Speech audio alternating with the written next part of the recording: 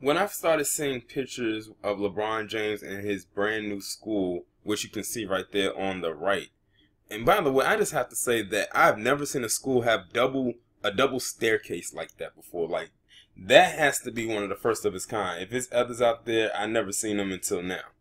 But when I saw this, I said I have to talk about it because I see it everywhere. I'm seeing it everywhere now. And this is a very good look on LeBron and what he's doing, and bringing to his city, of Ohio, even though he's about to go play for the Lakers out in LA. So I'm going to go ahead and read this article from SB Nation. And it says how LeBron James's new public school really is the first of its kind. The I Promise school is unique, but it's also building from a successful model. Akron's public schools have a major problem. Its at-risk students are falling well behind the rest of the K-12 population in the classroom. The question the district faces now is whether LeBron James can fix that.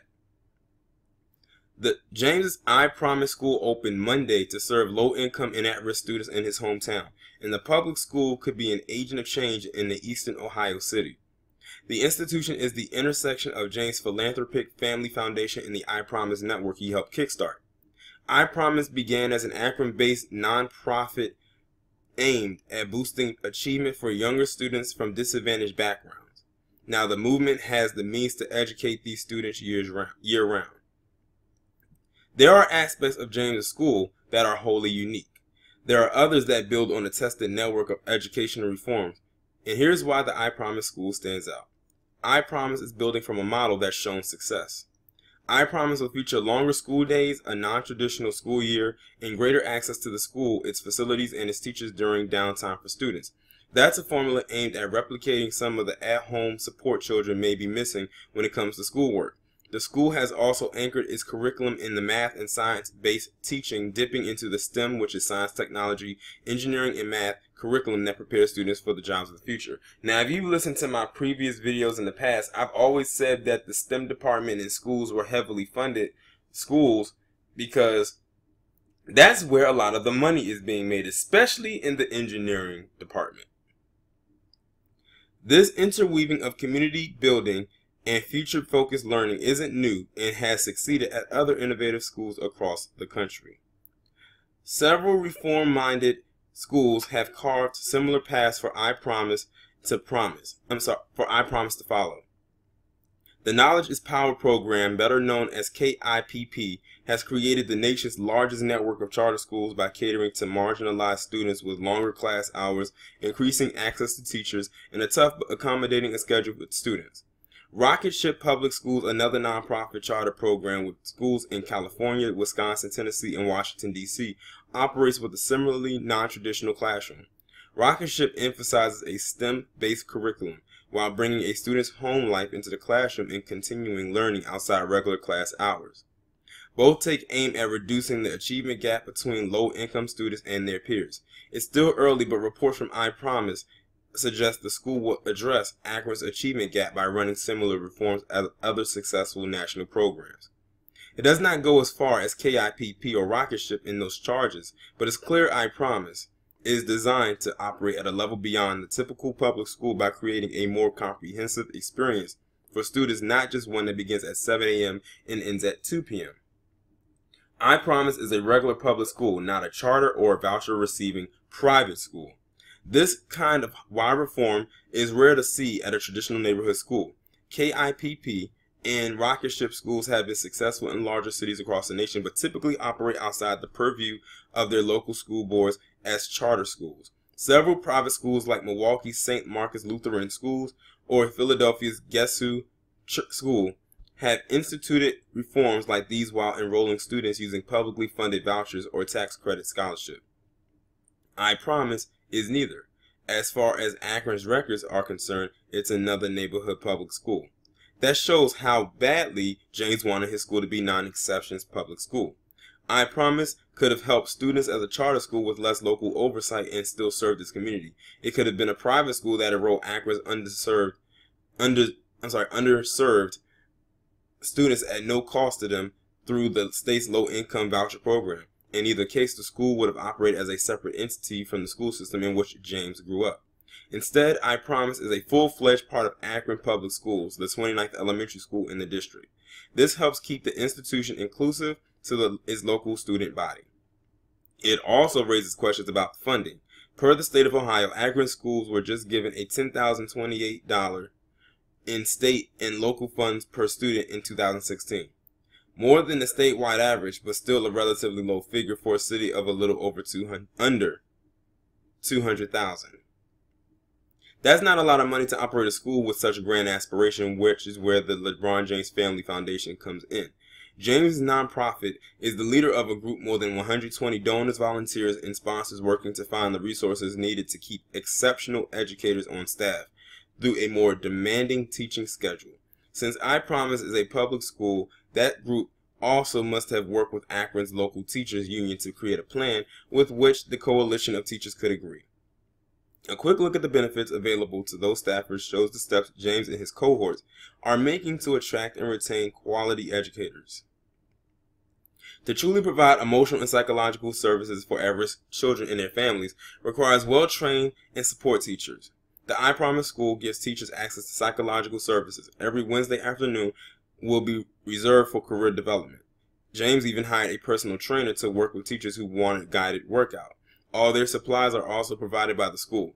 That was a pleasant surprise for Angela Wharton, who an intervention specialist at the I Promise School. She's been a teacher for 10 years and almost always had to spend her own money to properly stock the classroom. $10,000 per student can't cover those services, but the buy-in from LeBron James Family Foundation can. That will make I Promise a destination for ambitious teachers in 2018 and beyond. The school opened Monday with 240 students spread over 2 grades, 3rd and 4th. From there, it will add a 2nd and 5th grades in 2019 and then expand to a 1st through 8th lineup. There are no current plans to offer kindergarten by 2022. It's not unusual for new schools to start small and add grades over time. Most start at the beginning with a K through 2 or K through 3 lineup that introduces students to not only their school and curriculum, but also elementary education as a whole. From there, these institutions typically tack on their later grades year by year to accommodate matriculating students and ensure full coverage through the end of the 8th or 12th grade. Starting at 3rd grade is an interesting place to begin. It's a logical extension of the I Promise network, the foundation that laid the framework for the school by offering after-school and summer programming for more than 1,200 students in the city beginning and after 2nd grade. It will create some challenges, however. I Promise will be getting pupils who have spent their first 3 or 4 years in schools Ohio has given an F grade for student progress. Those first 4 years of early development are paramount to a children's future success. As an oft-cited education adage goes, before grade 3 you're learning to read. After grade 3 you're reading to learn. State data suggests Akron students as a whole demonstrate below average literacy skills as K through 3 students. This threatens to create lapses in the early stages of the new school as teachers struggle to accelerate student growth to meet I Promise standards. There are safeguards in place to address this problem and boost these students. One of I Promise key tenets is building connections to its students and its community. Creating a comfortable home life is one of the school's core beliefs, and it stretches beyond just the student. Parents can use this institution job in family services, study through its GED program, or design meals at the on-site food bank to cook at home. There are also counselors on staff to help children deal with the trauma that may arise in their daily life.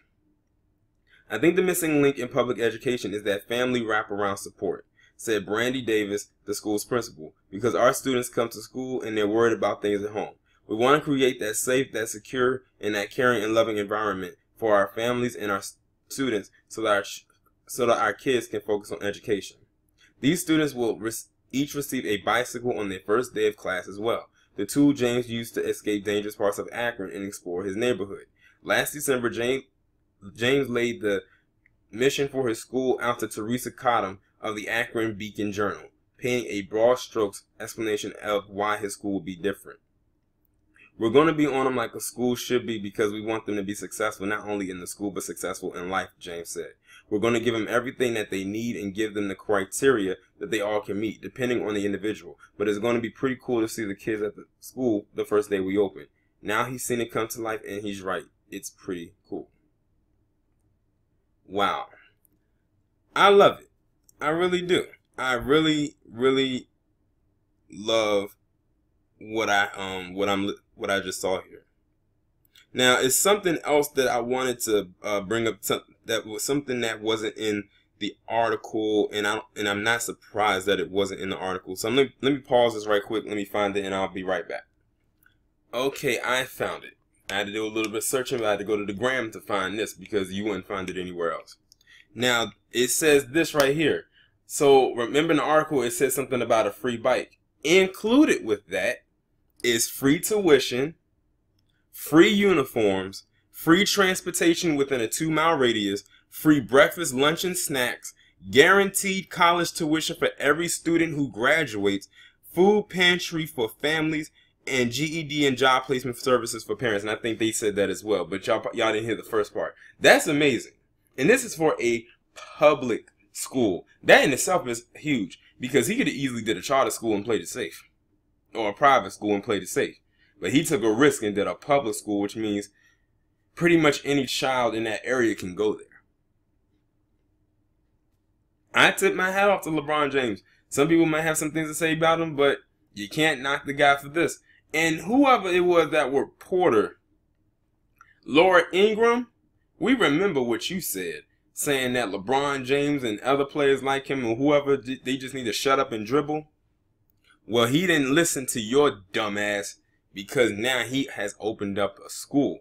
And what have you done, Laura Ingraham, except flap your lipless mouth? Exactly, not a damn thing. Y'all let me know what you think down in the comments. Like, share, subscribe. The links will be down below to the PayPal and Patreon should you want to donate or join. And I will talk to you in the next one.